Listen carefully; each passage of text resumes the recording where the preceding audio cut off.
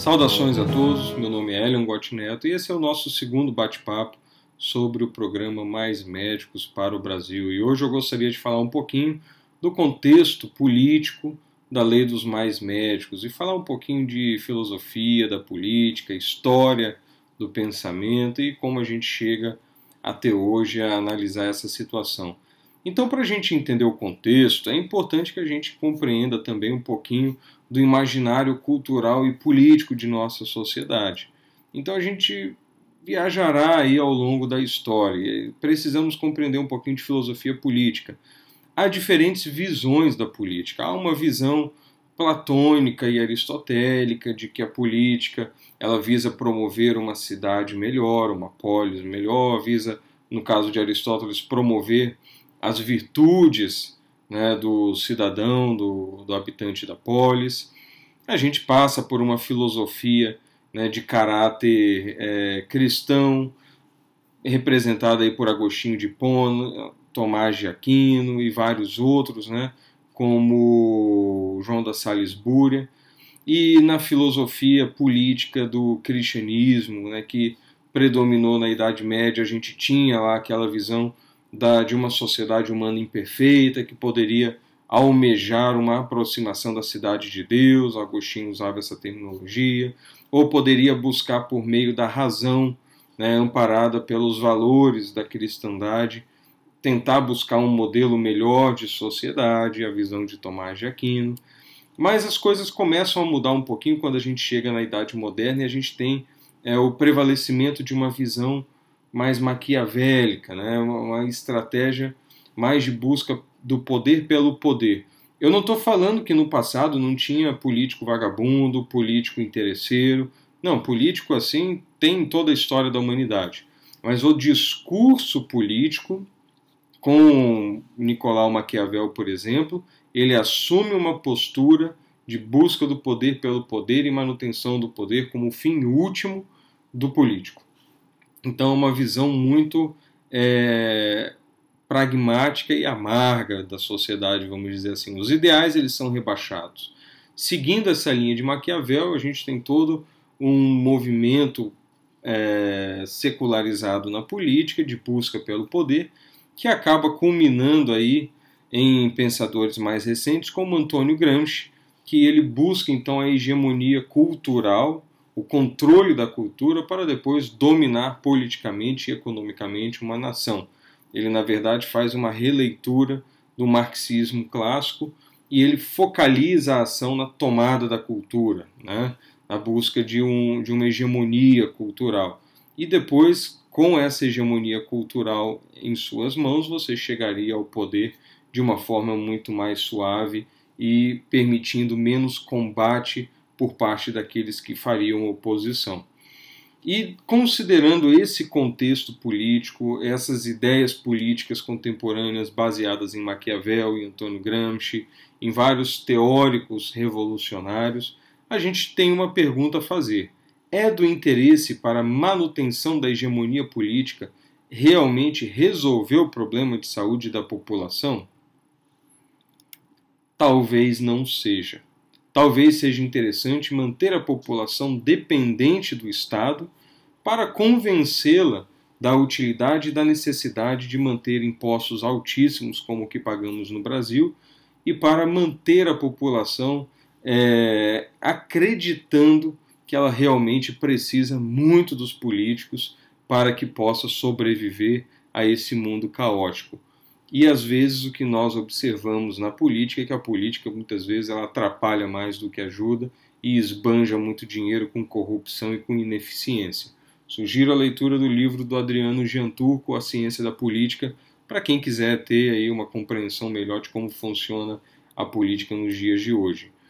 Mas sabendo desse cenário político um pouco ressecado, um pouco destituído de valores, cabe olharmos aí a política externa brasileira. Então precisamos compreender que a política externa brasileira, durante o Partido dos Trabalhadores, durante o governo de Lula e Dilma, né, ela sofre um desvio, ela sai daquele perfil predominantemente econômico de buscar crescimento, de buscar progresso e lucro nas relações internacionais que foi caracterizado aí pelo Mercosul, pela abertura do mercado brasileiro, e ela vai assumindo um viés mais ideológico, por meio de outras instituições internacionais, como a Unasul, BRICS e o Foro de São Paulo. Eles possuem um viés ideológico e político estratégico mais intenso, e muitas vezes é de se questionar, será que os compromissos com estrangeiros, governos socialistas estrangeiros, não passou por cima dos interesses nacionais? Entenda, interesses nacionais, eu digo que são os interesses da população do Brasil. Por que eu pergunto isso? Porque a gente mandou muito dinheiro para todo mundo lá fora e o nosso povo aqui dentro passando dificuldade, morrendo em fila de hospital. Tem alguma coisa errada acontecendo aí. Então a Unasul, BRICS, Foro de São Paulo, eles apontam para compromissos ideológicos de nossa elite, então governante, com elites socialistas de outros países, passando aí por cima dos interesses do povo brasileiro. Só para vocês terem uma ideia, é também importante a gente lembrar do papel que o Foro de São Paulo teve na condução da política da América Central e América do Sul nos últimos anos. Mais de 10 presidentes da América do Sul pertenceram às hostes do Foro de São Paulo. Quando a gente olha os partidos brasileiros que pertencem ao Foro de São Paulo, a gente vê aí o PDT, o PCdoB, PCB, PPS, PSB e PT.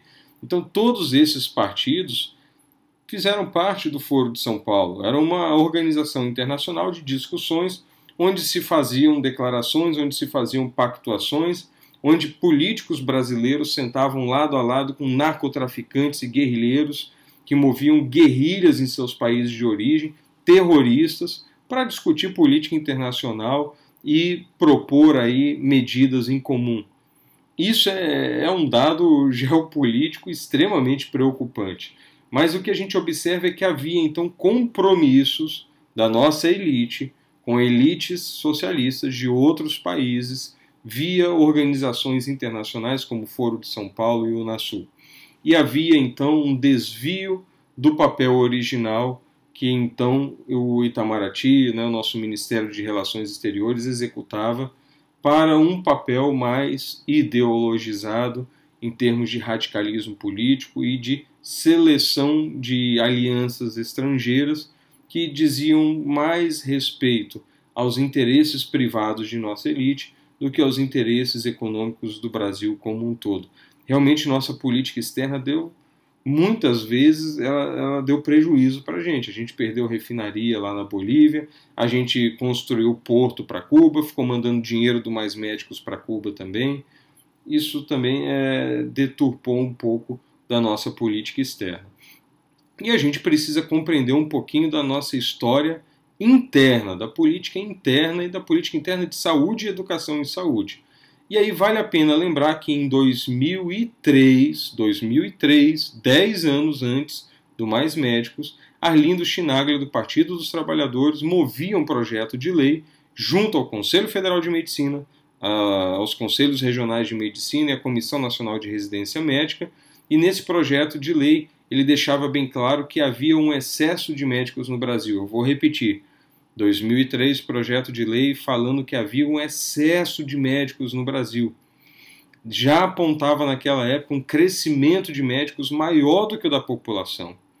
E ele propunha, então, evitar a abertura de novas escolas médicas por 10 anos, evitar o aumento de vagas e aplicar método de revalidação de diplomas estrangeiros. É o discurso completamente oposto. Nesses 10 anos que se passaram entre esse projeto de lei do governo, do Partido dos Trabalhadores e o Mais Médicos, a gente observou o quê? Envio de militantes profissionais para estudar medicina e agitação política no estrangeiro, evasão constante de divisas, sucateamento da estrutura física do interior. Numa cidade aqui perto de onde eu moro tem um hospital que a maior parte dos andares dele está fechada, sem recursos, sem insumo e sem médico. Com leitos hospitalares fechados. Milhares de leitos fecharam no Brasil ao longo desses 10 anos. Falta de plano de carreira adequado para quem se interessa pelo emprego público, por uma carreira de médico ligada ao SUS. e médicos explorados por prefeituras do interior, que atraíam com salários altos, mas com um vínculo empregatício instável, e depois tiravam aquele salário daquele médico. O médico era obrigado a aceitar outras condições muito piores de trabalho e de precarização de sua prática. Após 10 anos, bem, a dívida tinha que ser paga, né? Era preciso, então, retornar com esses militantes que foram aprender medicina lá fora, muitas vezes por razões ideológicas, e promover, de certa forma, aí uma mudança, né, no perfil do médico brasileiro. Isso talvez tenha sido ajudado porque as coisas saíram do controle no Brasil em 2013. Em 2013 a gente teve uma crise política que fugiu ao controle da militância profissional do Brasil, né? Então, alguns movimentos de rua começaram, mas aí quem foi reclamar nas ruas foi com uma pauta totalmente diferente da pauta proposta pela liderança política de esquerda, pedindo saúde, pedindo melhores condições, enfim, e hostilizando a tentativa de instrumentalizar aqueles milhões de pessoas na rua, né, para fins políticos. As pessoas hostilizaram bandeiras políticas, não queriam saber de bandeira de partido nenhum, e isso gerou uma preocupação no governo. Quando você tem problemas internos, a melhor tática política qual que é? A do bode expiatório. Então era importante virar o foco das pessoas para um outro problema que não fosse a ingerência do governo, não fosse a falta, né, de vergonha na cara da nossa elite governante, a sua incapacidade, a sua corrupção. Então a gente precisava de um bode expiatório. O bode expiatório perfeito foi o médico. Depois de 10 anos de sucateamento, né, também não começou nesses 10 anos, já vinha há muito tempo, o foco de atenção foi virado para a saúde. E foi justamente naquela época que se julgou o ato médico. Eu vi o julgamento do ato médico. Lá o médico foi acusado de inventar a doença para enriquecer, né? E o ato médico foi totalmente descaracterizado. E profissionais militantes de outras profissões que atuavam em militância política foram lá para desconstruir a imagem do médico. E foi nessa época também que foi lançado Mais Médicos. E aí a nossa história vai se aproximando do ponto em que nós nos encontramos hoje. No nosso próximo encontro eu vou falar um pouquinho da repercussão da Lei dos Mais Médicos. Até breve.